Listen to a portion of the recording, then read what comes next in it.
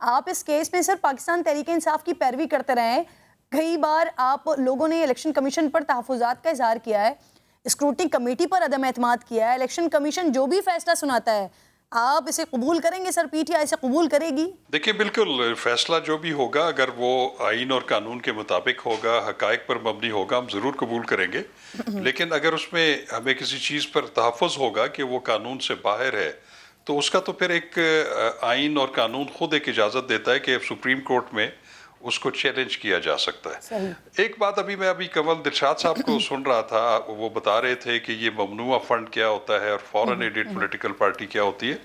मैं आपको बड़ी जिम्मेदारी से ये बात कर रहा हूँ, इससे हट के कि मैं पीटीआई की मैं इसमें वकालत अभी भी कर रहा हूँ, उनका वकील हूँ, लेकिन आइन और कानून से हम बाहर नहीं जा सकते जी। ये अभी जो एक तासुर पहले भी देने की कोशिश की जाती रही और अभी भी कंवल दिलशाद साहब ने कहा कि वो जो एक हर पॉलिटिकल पार्टी अपने ऑडिटेड अकाउंट जो है वो उसका गोशवारा जो है वो जमा कराती है इलेक्शन कमीशन में, और उसके नीचे पार्टी हेड जो है वो एक सर्टिफिकेट देता है कि ये जो हम ऑडिट अकाउंट जो ऑडिट रिपोर्ट जमा करवा रहे हैं इस साल की, पिछले फाइनेंशियल ईयर की, इसमें कोई ममनुआ फंड जो है वो नहीं है। ये बिल्कुल ऐसा ही है। लेकिन इसमें आपको मैं एक वाजे कर देना चाहता हूँ, बड़ी टेक्निकल बात है। एक होता है सर्टिफिकेट इशू करना, एक होता है बयान हल्फी देना। ये जो कोई भी पार्टी हेड एक सर्टिफिकेट इशू करता है, सर्टिफिकेट वो सर्टिफाई कर रहा होता है कि जो चार्टर्ड अकाउंटेंट ने रिपोर्ट बनाई है उसमें कोई ममनुआ फंड उन्होंने पॉइंट आउट नहीं किया, जिसकी मैं तस्दीक करता हूँ। शाह खबर साहब, सर अगर पीटीआई का केस मजबूत था तो पीटीआई क्यों सर कभी हाई कोर्ट से कभी सुप्रीम कोर्ट के दर पर दस्तक देती रही? इलेक्शन कमीशन में केस बार बार मुलतवी करवाने की कोशिशें क्यों की जाती रही सर? देखिए, मैं आपको एक बात बताऊं, मैं पिछले कोई 2.5-3 साल से इस केस में मुंसलिक हूँ। जब स्क्रूटनी कमेटी में इसका कार्रवाई जारी थी, आज तक मैं इस केस से मुंसलिक हूँ। हमने आज तक रिकॉर्ड मौजूद है कि कोई एडजर्नमेंट नहीं ली। हम हर तारीख पेशी के ऊपर इलेक्शन कमीशन में भी और स्क्रूटनी कमेटी के सामने भी बिला कोई ताखीर के हम पेश होते रहे हैं। हाँ, कुछ चीज़ें ऐसी होती हैं जो कि आपके किसी भी फरीक का एक बुनियादी हक होता है कि अगर वो कोई भी कार्रवाई इंसाफ के मुताबिक नहीं होती तो आप उसका जुडिशल रिव्यू हाई कोर्ट से करवा सकते हैं। तो ये कोई ऐसी, मैं नहीं समझता कि कोई ऐसी बात है कि आप किसी का हक सलब कर सकते हैं। सही। ये जितनी भी कार्रवाई हुई पीटीआई ने और हमने और हमारी पूरी टीम ने बड़ी तनदही के साथ और बड़ी कंसिस्टेंसी से जो है इसमें पार्टिसिपेशन की है। पीटीआई ने असद कैसर और इमरान इस्माइल समेत, जी सर सवाल ले लें, साथ साथ ऐड कर दीजिएगा उसमें, इमरान इस्माइल समेत सर कई अहम पार्टी रहनुमाओं के बैंक अकाउंट से लाताल्लुकी का इजहार किया था।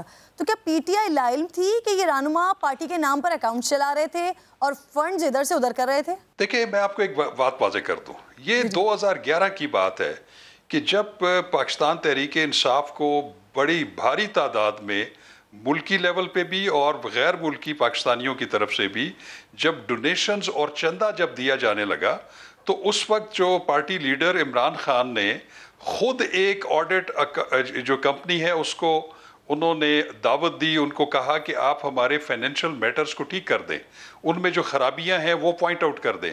ये जिन चीज़ों की आप बात कर रही हैं, ये उस वक्त जब उन्होंने एक एसन एंड एसन कंपनी को एंगेज किया, उन्होंने उनका जो फाइनेंशियल सिस्टम था उसमें से जो खामियां थी या जो एनॉमलीज थी उनको पॉइंट आउट किया और उन्होंने वे आउट भी बताया कि आप अपना फाइनेंशियल सिस्टम इस तरह बनाएं।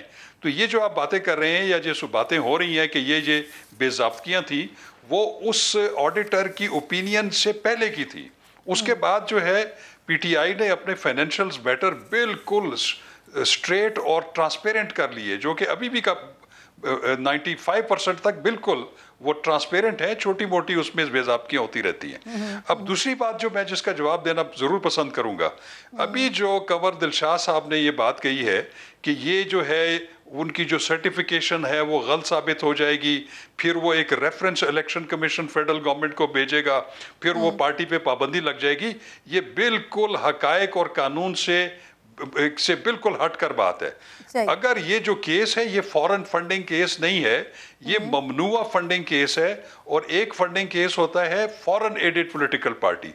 फॉरेन एडेड पॉलिटिकल पार्टी वो होती है कि जो किसी गैर मुल्की हुकूमत से या रियासत से जो है चंदा लेती हो और उसके बारे में जो वफाकी हुकूमत है वो उसका डिक्लेरेशन इशू करती है कि ये इसको बैन होना चाहिए, और उसका फिर एक रेफरेंस सुप्रीम कोर्ट में जाता है और सुप्रीम कोर्ट फाइनली उस पार्टी को बैन करती है।